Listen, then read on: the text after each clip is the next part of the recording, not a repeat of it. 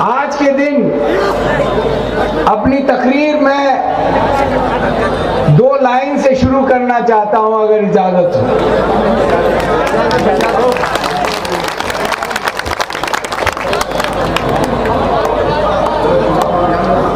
सुने लो भाई, सुने लो। राहत इंदौरी साहब बहुत मशहूर शायर हैं और 2-4 शायरी में ये सबसे चुनिंदा 2 लाइन है जो मैंने असेंबली में भी कहा था और आपके बीच रखना चाहता हूं। जो आज साहिबे मसनद हैं वो कल ना होंगे, जो आज साहिबे मसनद हैं वो कल ना होंगे। किराएदार हैं, जाति मकान थोड़ा ही है यार। मतलब ईडा है कि आज जो अपने आप को चौकीदार कह रहे हैं, हिंदुस्तान के तख्त को वो अपना मान लिए। उसको ये एहसास नहीं है कि ये तख्त का असल हकदार और इसका असल मालिक हमारे सामने आप हैं, हिंदुस्तान की आवाम। वो भूल गए कि 5 साल कबल लोगों को जुमले में फंसा के, अपने आप को चाय वाला बता के हिंदुस्तान का तख्त हासिल किए। आज बारी आपकी है,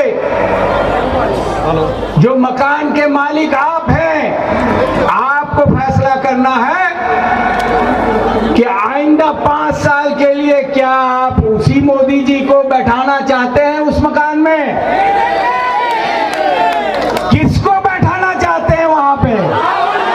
जी, तो वो आप हकदार हैं, आप मालिक हैं मकान के। आपको तय करना है कि उस मकान में कौन अगला 5 साल बैठेंगे। उसके आगे 2 पंक्ति और है। सभी का खून शामिल है यहाँ की मिट्टी में, सभी का खून शामिल है यहाँ की मिट्टी में है। चाहे वो हिंदू भाई हो, मुसलमान भाई हो, सिख भाई हो, क्रिश्चियन भाई हो, बुद्धिस्ट भाई हो, जैन भाई हो, सभी का खून इस मिट्टी में शामिल है। आजादी के लड़ाई में सबने शहादत दी, सभी का खून शामिल है यहाँ की मिट्टी में।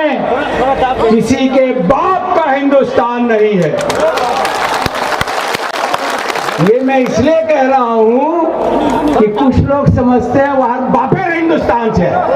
हिंदुस्तान का अगर सही माने में हकदार है वो आप हैं, हिंदुस्तान की आवाम है।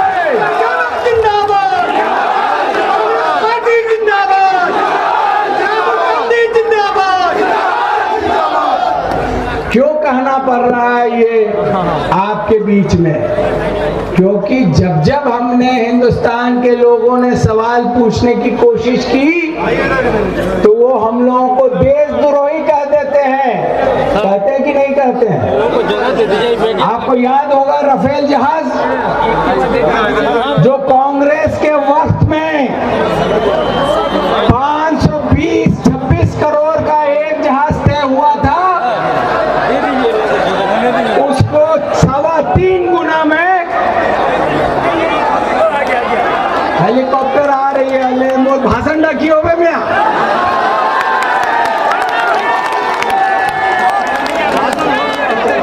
अच्छा 2 मिनट।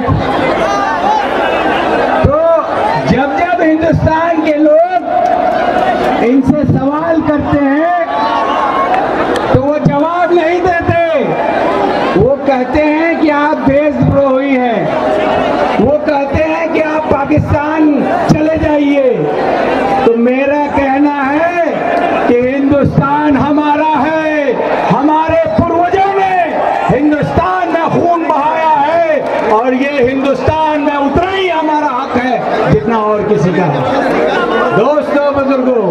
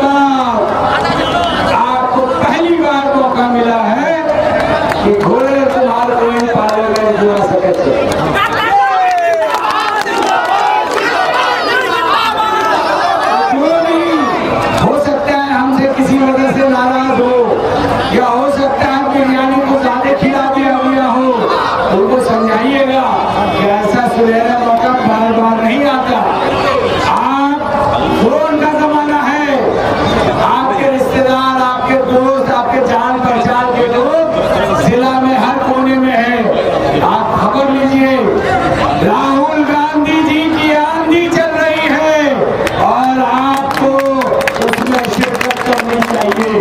मैं आपसे अपील करना चाहता हूं बार बार कि इस मर्तबा ना तो कोई बीजेपी है ना तो कोई और पार्टी है, खेल सिर्फ कांग्रेस का है, खेल सिर्फ राहुल गांधी जी का है।